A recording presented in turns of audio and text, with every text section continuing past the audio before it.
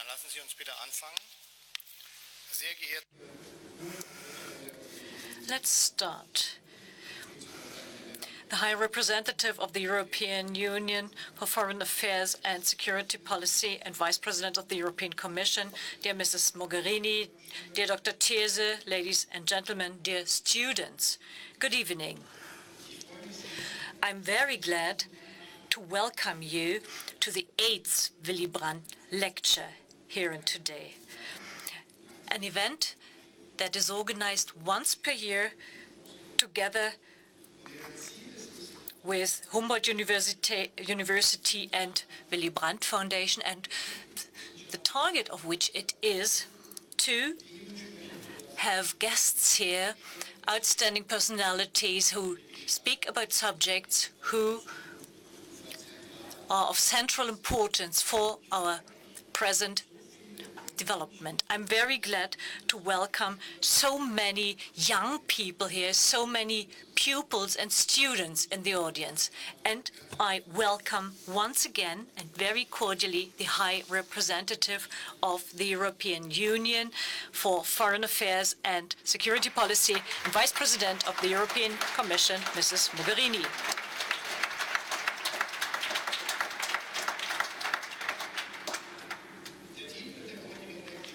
The title of our lecture today, United We Must Stand, the European Union in Testing Times, was chosen precisely. And unfortunately, it is more up-to-date than ever. Young Europeans of the generation of those who are present here, pupils and students, can hardly imagine a world without a united Europe. They grew up in a time of peace, in a time of open frontiers, of a common currency, of full freedom to travel, and of opportunities no other generation has known before. The world is open to you. The world is open to you. Studying in another country is no problem. To meet students from foreign countries at your own university at home is a matter of course. More than 5,000 international students. That is about 15% of the students of the Humboldt University are studying and learning here. At the same time, more than 1,000 students go abroad for a semester to make international friends over there. In that globalized world, it seems to be a matter of course to be frank and open towards people of other nations and to live with them side by side and peacefully. But the events of the past weeks and months warn us not to take this matter of course easily.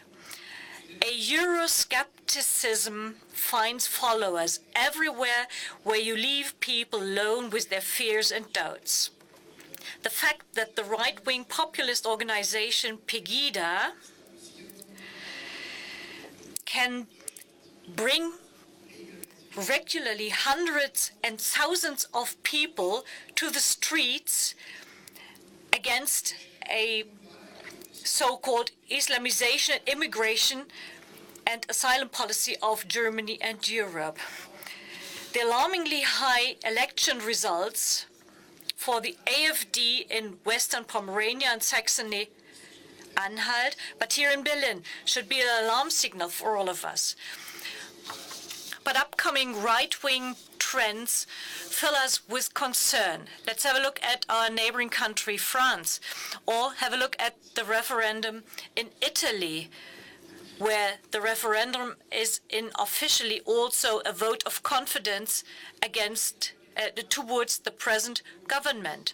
And let's have a look across the Atlantic Ocean to the, I think, most important partner of Germany and the European Union, the United States, shows that against the background of the recent presidential elections, the European Union might be facing difficult times in this indispensable relation. He who believes in a united European Union must be strong. 5 years ago, almost nobody would have agreed to a statement like Great Britain would vote for exiting the EU. But this is the reality today. What does this result mean for the relationship of the European Union to the Brits, especially trade relations and the educational partnerships were alarmed. Humboldt University, for instance, maintains close partnerships to a big number of British universities. A common doctoral program with the King's College London, just to mention one of the partnerships, has been very successful for many years and is very popular. After the referendum, the International Office of the Humboldt University was contacted by our partners of the King's College with a letter confirming that they wanted to continue our cooperation. Of course, our reply was also a reaffirmation of a further cooperation. The universities play a special role in these difficult times, and this is also shown in how we deal with the refugee crisis which the war in Syria brought along. Many organizations, but also private people and the universities help in these difficult times. The universities open opportunities to refugees, to education. In summer this year, a statement of the Berlin high schools and universities was published on the alarming occurrences at Turkish universities, and also the State Rectors Conference and the German Rectors Conference joined this protest and expressed this with expressly. Humboldt University welcomed 2 foreign scientists in July. Dr. Ali Mohammed from Aleppo started to teach and research at our university, and Dr. Neil Mutlur from Istanbul is working with us. She's researching on the subject, the masculine voice of political authority in Turkey from Gezi to Sur. They received scholarships which allow them to continue their scientific career here after they had to interrupt their career in their home countries. This became possible thanks to the Philipp Schwarz initiative of the Alexander von Humboldt Foundation, supported by the Foreign Office. This enables universities and research institutions in Germany to support and to accommodate scientists from countries who are endangered in their home country. At the moment, German universities accommodate 23 fled scientists here and give them shelter.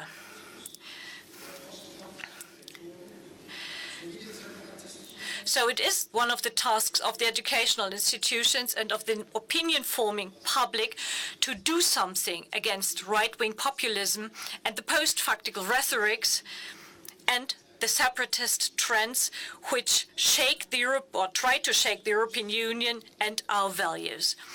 The solution is not a simple one. It is diverse and individual.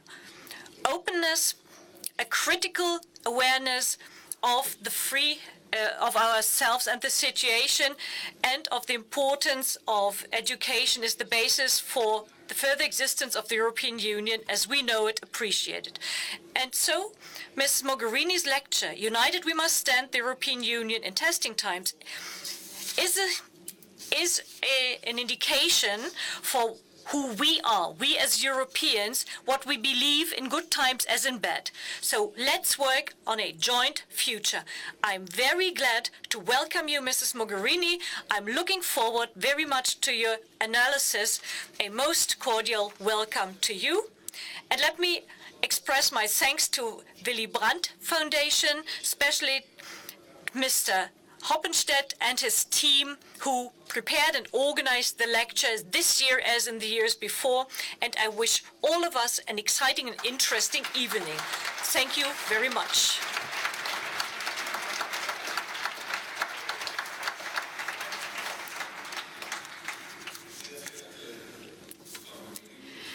dear Mrs. Mogherini, Excellencies, dear Professor French, ladies and gentlemen. In my capacity as chairman of the Board of Trustees of the Federal Chancellor Willy Brandt Foundation, I would also like to welcome you very cordially on occasion of the Willy Brandt Lecture 2016. I thank you, Professor French, for your friendly words, and I'd like to welcome again the representatives of the diplomatic corps, the ambassadors of EU countries and countries who'd like to join the Union, as well as the representatives from other neighboring countries.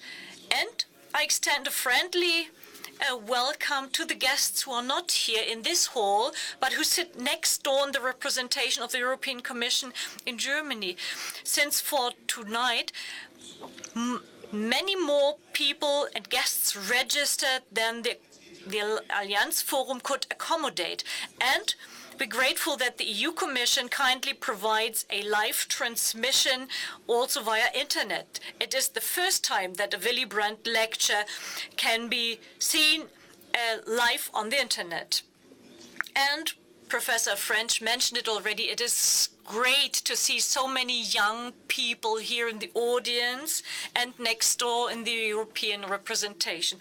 And among the people and guests here, they are not just students of Humboldt University and the Freie University, but also pupils from 23 Berlin secondary schools. And they came here to listen to Mrs. Mogherini's lecture and to use the opportunity to experience European policy firsthand. These are the graduation classes 2017 and 2018. A most cordial welcome once again to all of you. When we are talking about Europe, we are talking about our and your future. Ladies and gentlemen, the Willy Brandt lecture is always and every year a special occasion to remember the man after whom the Federal Foundation is named. As chance-headed, this lecture coincides with the historic anniversary. Today, 46 years ago, on the 7th of December 1917, Willy Brandt knelt in front of the monument to the murdered Jews of the Warsaw Ghetto. The Warsaw genuflection was an incomparable gesture of humility and of respect towards the victims of the German guilt, a symbolic step towards convergence and understanding, which did not yet only meet the attention in Poland, but also throughout Europe. 1 year later, the Social Democratic Federal Chancellor of the Federal Republic of Germany was honored for this gesture and for his new Eastern policy with the Nobel Peace Prize. I'm firmly convinced, ladies and gentlemen, that at the very end it was Willy Brandt's policy of reconciliation and understanding which strengthened and enabled the confidence the confidence in the Germans as a peace-loving nation and the reunification of the German unity in the long run. Today we live in a reunified Germany, in a united Europe, but this should not be taken for granted. 27 years ago, Willy Brandt delivered a speech on the day after the fall of the Berlin Wall, and he said the famous words who became the motto of the inner German reunification process. Now what belongs together will grow together. These famous words are hardly cited completely. In fact, Willy Brandt said the following sentence: "Now what belongs together in Europe will grow together." This is the original wording, and that is it. This quotation reflects the core of the political thinking which characterized Willy Brandt during his sinister exile years in Norway and Sweden during the years of the Second World War. Only a united Europe, which grows together, a Europe of people of equal rights, can secure peace in the future. And this united Europe could not end, according to Willy Brandt's ideas, at the Iron Curtain, which separated East and West, but it should also include our neighbors in the East and in the Southeast. Ladies and gentlemen, Willy Brandt considered a European reunification project in connection with a safety partnership with the USA.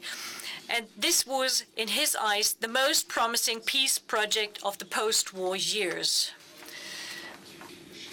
He who wants to reduce Willy Brandt's political work to just a new Eastern policy sees only one side of the medal.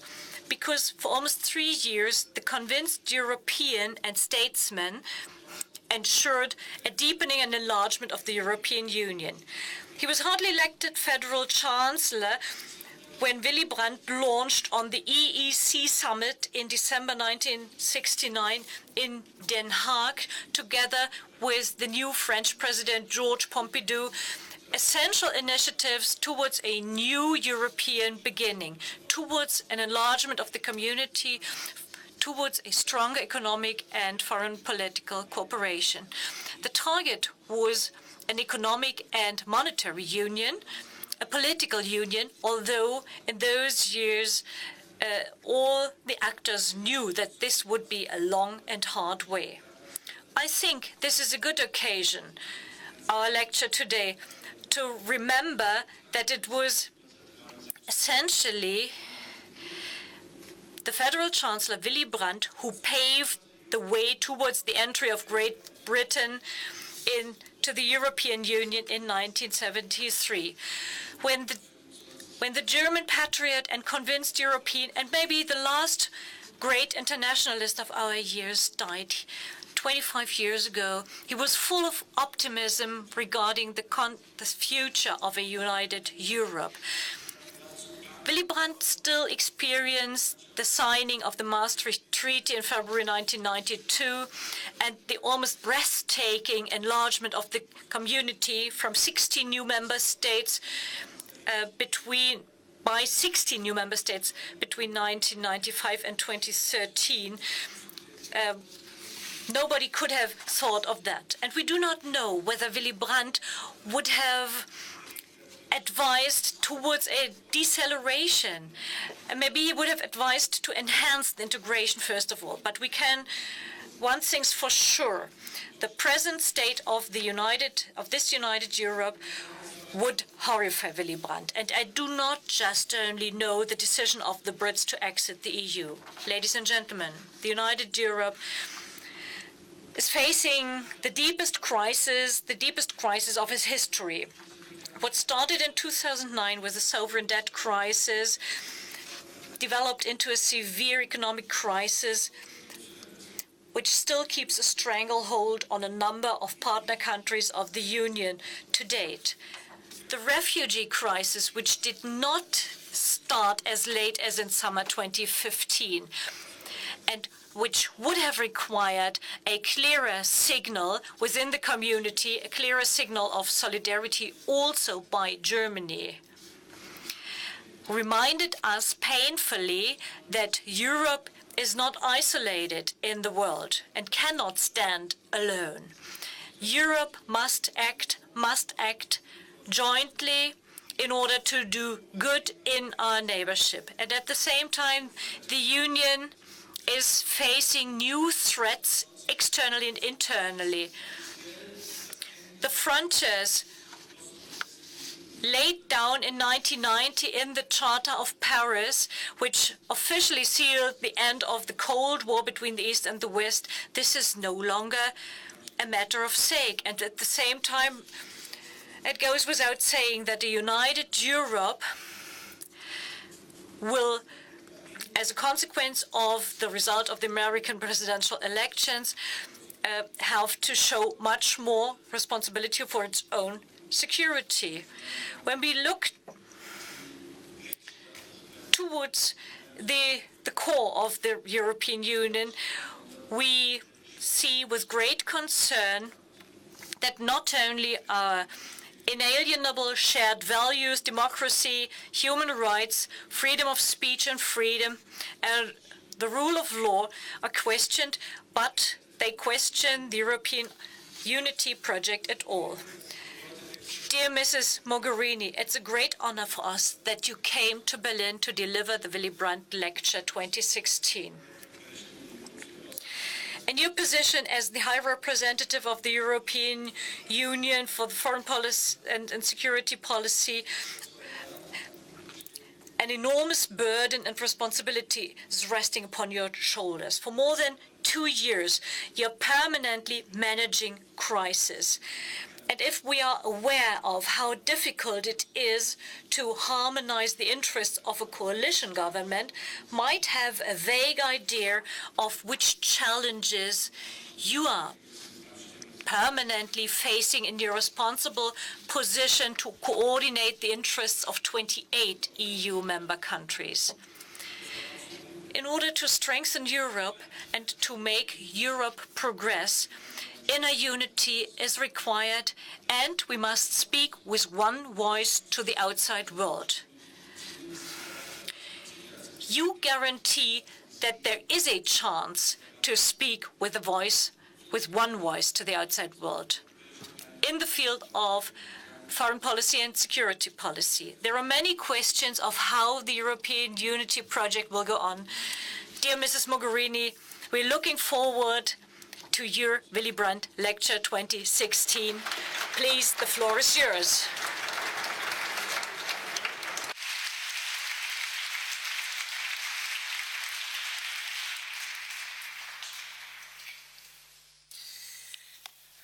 President, Professor, friends,